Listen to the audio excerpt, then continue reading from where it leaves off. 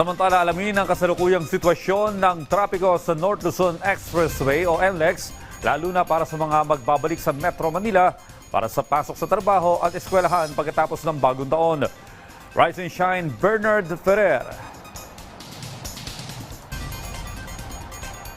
Audrey, nagkakaroon na ng volume sa ilang bahagi ng North Luzon Expressway o NLEX para sa mga kababayan natin na magbabalik o nagbabalik sa Metro Manila matapos ang mahaba-habang bakasyon, matapos ang bagong taon. Back to reality na nga, balik eskwela at trabaho ang ating mga kababayan matapos ang mahabang bakasyon matapos ang bagong taon. Sa bahagi ng Balintawak Cloverleaf southbound, mabagal ang usad ng mga sakyan, nasa 5 to 10 kilometers per hour lamang ang dami o dahil sa dami ng mga bumabagtas patungong A. Bonifacio. Sa may Kawayan hanggang Balintawak southbound, may bahagyang pagsisikip at umaabot sa 30 to 40 km per hour ang takbo ng mga sakyan.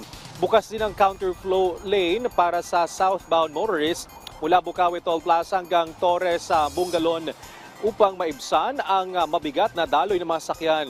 Gayun din light traffic ang sitwasyon sa Balintawak Toll Plaza at Mindanao Avenue Toll Plaza. Gayun din sa Bukawi Toll Plaza, San Fernando northbound at San Fernando southbound.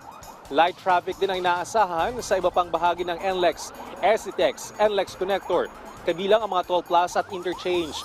Kinatayang tataas ang 5% ang bilang ng mga sakyan na dadaan sa NLEX hanggang ngayong araw, January 5. Mahigit 17,000 motorists ang inaasang dadaan sa NLEX habang mahigit 4,000 motorists naman sa SCTEX. Nakadeploy ang traffic personnel ng NLEX kasama ang kanilang emergency vehicles upang umalalay sa mga motorisang maaring masiraan o magkaroon ng anumang emergency sa kalsada. Audrey, patuloy na pinapaalalahanan ng NLEX ang ating mga kababayan na siguraduhing maayos o nasa kondisyon ang kanilang mga sakyan bago bumiyahe.